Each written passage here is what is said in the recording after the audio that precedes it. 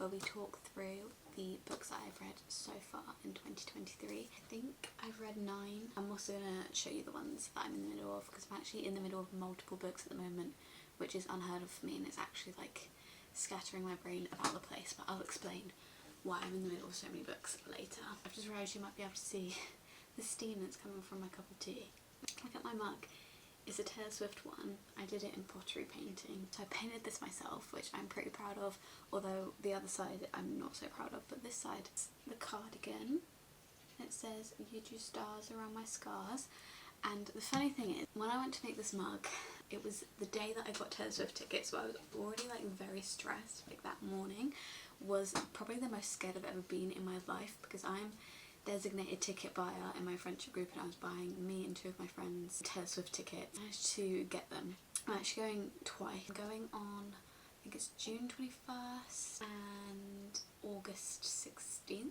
Friday in June and then the Friday in August to Wembley. Entirely off track. I was really ill on the day that I was getting those tickets, and then I went to do this mug and I was like, right, don't put stars and scars the wrong way around. So I paid so much attention to this, and then on the back I accidentally wrote folklore instead of folklore. I don't know if you can see that. I missed out one of the L's. That is how ill I was. I literally misspelt folklore. But it was really cute before that, because I did the moon and satin. But it's fine. Anyway, I hope you can't see the steam. It was what I was trying to say. Let's talk about the books that I read in Did I say 2023? I meant the books I've read so far in 2024. Well, I've also got my Taylor Swift Speak Now cardigan on. So the first one I read this year was Ruthless Vows by Rebecca Ross. It is the second book in the Divine Rivals duology.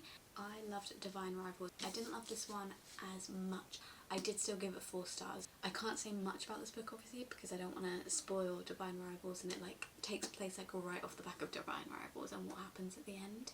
So I can't say too much. This one focuses more on the fantasy element of the gods who are at war. There's 2 gods that are at war with each other, and they're recruiting people to go to this war, and Iris and Roman were correspondents for this war. Basically what Divine Rivals was about, along with the typewriter, where Iris is writing to who she thinks is her brother, who was conscripted to go to war, but the letters are actually being sent to Roman, and that's how they fall in love through those letters. Romance between Iris and Roman was kind of the main basis of Divine Rivals, and then this one I feel like was more fantasy based, and we got less of Iris and Roman being together. So that's why I kind of preferred Divine Rivals, because I wasn't too much into like the fantasy element of this book. It didn't really interest me too much, the fantasy element of this book. I was more here for the romance, so I did only give this one 4 stars, but I gave Divine Rivals 5 stars. But I still did like this book. I just really love Rebecca Ross's writing. It's not like lyrical as in like when it's really lyrical and hard to read, but I just think it is simplistic and easy to read, but it's also just really beautiful. Next I read A Court of Wings and Ruin by Sarah J Maas. So this is in the ACOTAR series. I read the first 2 last year, A Court of Thorns and Roses and A Court of Mist and Fury. This one has actually taken the spot as my favourite book in the ACOTAR series. I know that's a little bit uncommon. I think it's either A Court of Mist and Fury or A Court of Silver Flames are people's favourite. I liked A Court of Mist and Fury. I didn't give it 5 stars though. I thought that this one was better, because this one just has, I mean, from the size of it, you'd hope it had everything that you could ever want. It has the romance, it has all the different characters, not their point of views, but it has a lot about all the different characters. It has obviously war, it has a lot of battle and the action scenes in it, and I feel like it's just a book that kind of wraps up the series really nicely. I got to the end of this book and I was just like, something's gonna happen here, something's gonna happen, because there's more books. But nothing happened. Well, it did happen, but nothing bad happened. Obviously, again, this is a 3rd book in a series, so I can't say too much, because literally anything I say about this book will spoil the 1st book. I'm reading back, I'm like, can I say any of this stuff? Not really. I think I'm just going to leave this here, because if I say anything, it is going to spoil the whole 1st book, and I went into ACOTAR without knowing a single thing that was going to happen in this series, and I'm glad I went into it that way, and I think it's best to go into it that way. I think that's the way that you get the best experience, if you go in without knowing anything. I don't know how I went in without knowing anything, given how big this series is, but I did. I really enjoyed this book. My favourite one, 5 stars. Next I read A Storied Life of A.J. Vickery by Gabrielle Zevin, who is the same author as Tomorrow, Tomorrow and Tomorrow. I really loved Tomorrow, Tomorrow, Tomorrow. I just realised I never put any lip product on. I don't like that colour on its own. 2 seconds, let me just do the lip product. Now I've lost my lip liner.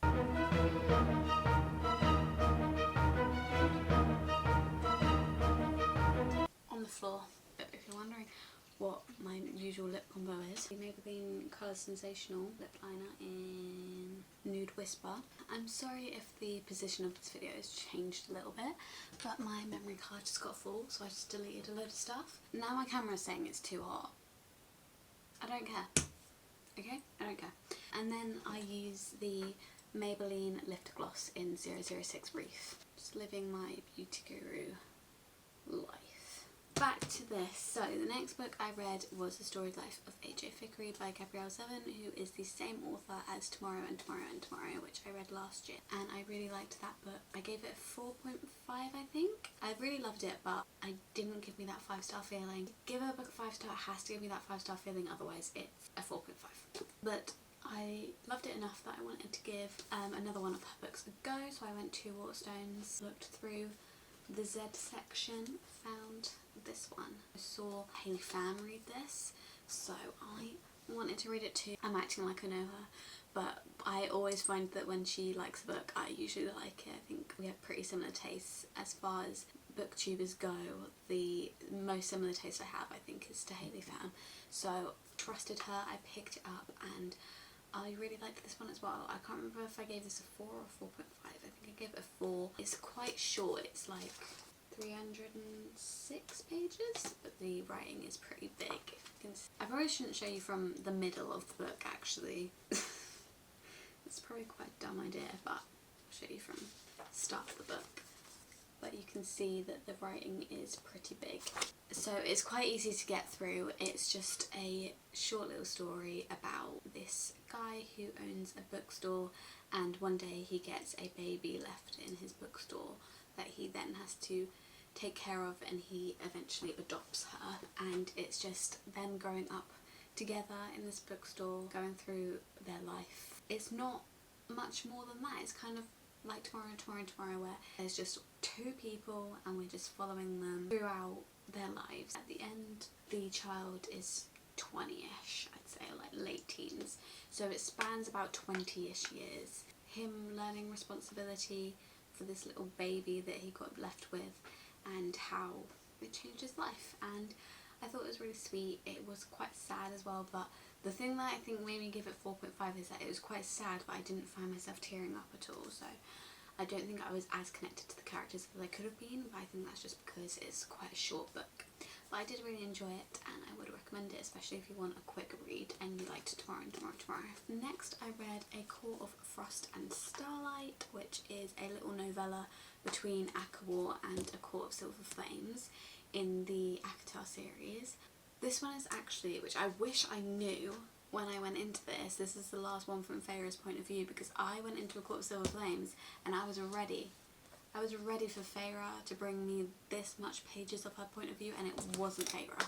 So let me warn you guys first, because I told you I went into this without knowing anything, but I did wish that I knew this was the last book in Feyre's point of view, because I was so sad when that other book wasn't in Feyre's point of view. So this is the last book so far, because Sarah J Maas has said that she's coming out with more, but this is the last book so far that we have in Feyre's point of view, and it's just a cute little novella. Like, not much happens in it, but I did really like it. I gave this one 4 stars. I think a lot of people like could leave this one. This book could have like not been written, but I really enjoyed it because it was just a little last glimpse into Feyre and her life before we moved on to A Court of Silver Flames. It's a nice thing to have between the hunk of a book that is ACOWAR and the other hunk of a book, which is A Court of Silver Flames. So I just read this one, and then after that I went straight into A Court of Silver Flames. which is this one right here. She is thick. She is about 751 pages. I mean, that is not unheard of for Sarah J Maas, and her books just get longer and longer. But for this one, I gave it a 4.5. I don't know if I would change this now to a 4-star after sitting with it, but I can't because I put it in my book journal as a 4.5, so I can't change it now. That has gone cold. I don't know what's spoilers and what's not. Basically, if you don't want anything told to you about the ACOTAR series, I will put a timestamp because I don't know how to explain these books without saying something. This book is from Nesta and Cassian's point of view, and it basically goes through how Nesta develops as a character into someone who actually includes herself in their group, and how she goes from the sort of unlovable character that we get in the rest of the ACOTAR series to a character that personally I ended up relating to a little bit, and I did end up liking her in the end. I don't hate her anymore. Granted, I don't love her, she's not my absolute favourite, but I don't hate her at all. What I love about books this big is that when you're here, you're in a completely different place to where you get to at the end. Like, at the end of this book, you are in a whole different place. There is so much character development, there is so much story development. The thing that made me give this book 4.5 and not 4 was actually the last like 100 pages. It picks up so much in the last 100 pages. If the whole book was like that last 100 pages, it would have been a 5-star because I loved the last bit. Unfortunately, some of it was quite slow. It had a lot of spice in it, which I feel like maybe we could have like halved the length, or like 2/3 of the length of this book instead. I understand some people like that, and that is fine. Personally, I could take it or I could leave it, and I had had enough in this book. I was like, okay, can we like do something else? But I did still enjoy it, and I gave it a 4.5. And I'm so sad that I've now finished the ACOTAR series. Obviously we have Throne of Glass and Crescent City, but I really hope Sarah J Maas pulls through on her promise of more ACOTAR books, because I have trust issues and I don't believe her. And I want another book in Feyre's point of view, and I want a book in Azriel's point of view. And that is all I will say on that. Next, I read The Dead Romantics by Ashley Poston. This is the same author as The 7-Year Slip. This was actually released before The 7-Year Slip, but I read The 7-Year Slip last year and then I loved it so much that I thought I'd give this one a go. Unfortunately, I didn't like this one as much.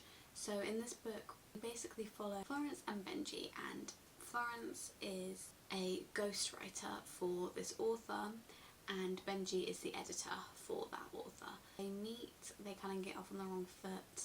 Something happens in Florence's family where she has to go back home, and then all of a sudden Benji shows up and he is a ghost. Benji is a ghost and only Florence can see him, and them trying to figure out why he can't pass on into the afterlife, and they kind of obviously fall in love through the situation. But what I've kind of found is that they didn't have enough scenes together. Well, they had quite a few scenes together, but they didn't have very long scenes together. It felt like we were finally getting somewhere between the two characters, and then he'd go again and the scene would be finished.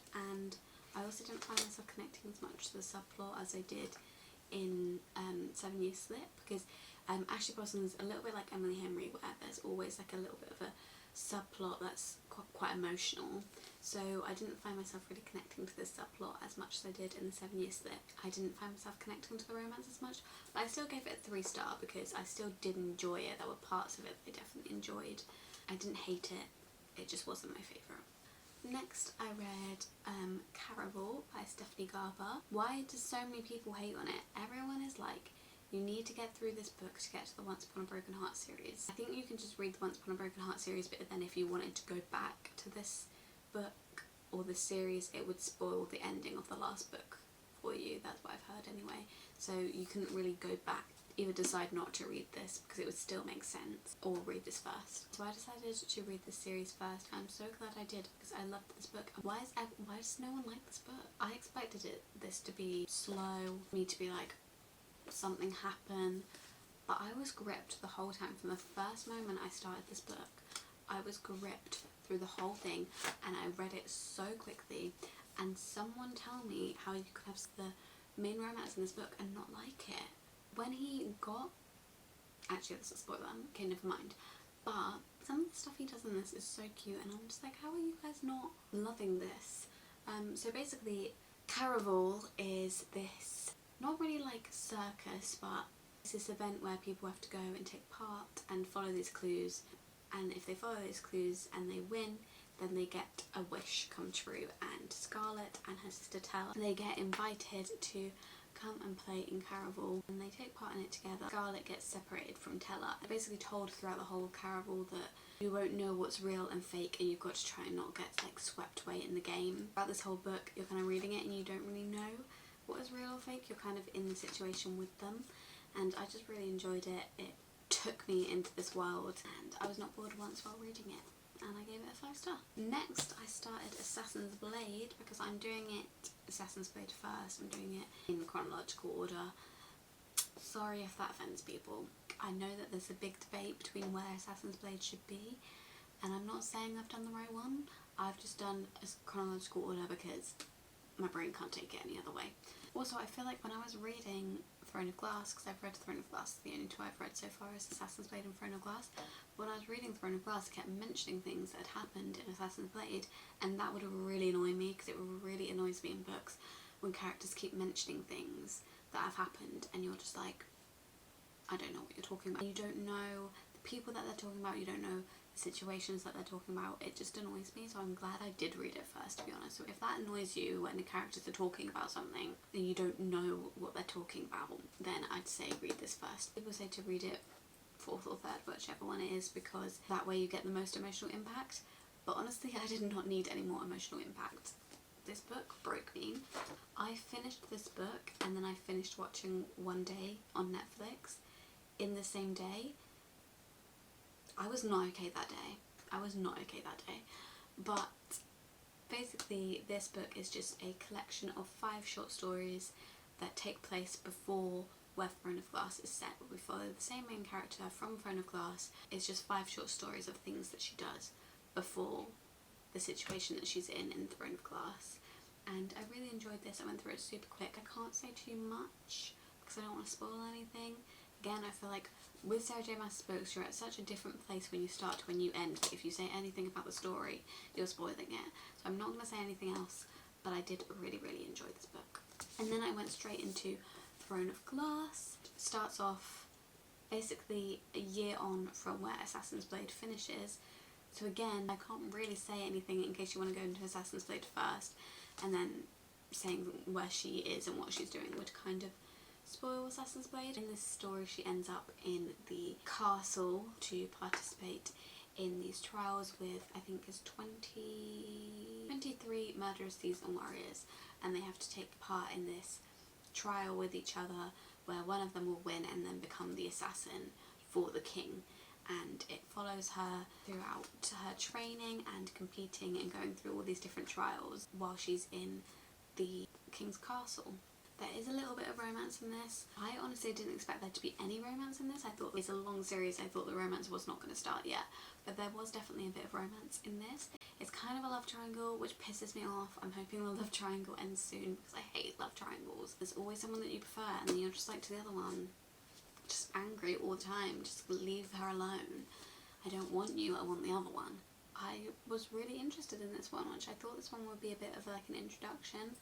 And people do say I think it's the first 3 books are a bit of an introduction, but I really enjoyed this one, and it definitely took turns that I didn't expect. I didn't expect this book to be about this. I don't know what I expected, but really enjoyed it. And again, I flew through this one and I can't wait to start the rest of the series, but I have to wait till payday to buy them. So that is all I have read so far in January and February of this year. Obviously we still have a little bit of February left, and I think when I upload this it's going to be midway through March, and so yeah, it's a bit out of order, but we have a little bit of February left. I don't know how much more I'm going to read in this time, but I'll show you the books that I'm currently in the middle of reading. So because I can't read any more of the Throne of Glass series yet, I am reading Legendary, which is the second one in the Caraval series. I'm kind of halfway, a little bit less than halfway. I'm not enjoying it as much as I enjoyed Caraval, which I find surprising. I'm pretty sure people say that they prefer this one to Caraval. It follows Caraval again, but this time we're following from her sister Tella's point of view.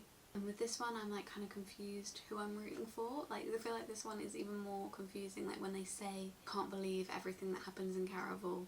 I feel like this one's even more like you can't believe everything that's happened, and I'm so confused. But I am still enjoying it, it's not bad. And then I'm also in the middle of reading Beach Read because my friend annotated this for me for my birthday, so I've been reading this since my birthday, which was the end of January, and I've just been reading it in like little chapters here and there because I want to savour it. I don't want to finish it all in one. But this is my favourite book ever. This is my 4th time reading this book, which might sound a bit crazy to some people, but when I love a book, I just love it. And this has been my favourite book since 2021. Will forever be my favourite book, and I'm just rereading that again. I'm also in the middle of the Daisy Hates audiobook, which I'm listening to as an audiobook because I read Magnolia Parks about a year ago and I didn't really enjoy it, but now with the release of Magnolia Parks Into the Dark, everyone's talking about it and I'm just like, how did this many people love it and I didn't? So I'm trying to go into it again with the kind of mindset that it's obviously not a romance and it's more like Gossip Girl. But I'm just not liking any of the characters. Like I found in the first one, I didn't like any of the characters, and I know that's kind of the point. Like they're supposed to be like these characters that don't have many morals. Like these are rich characters and you're not supposed to relate to them or anything, but I find that quite hard when I don't like relate to any of the characters.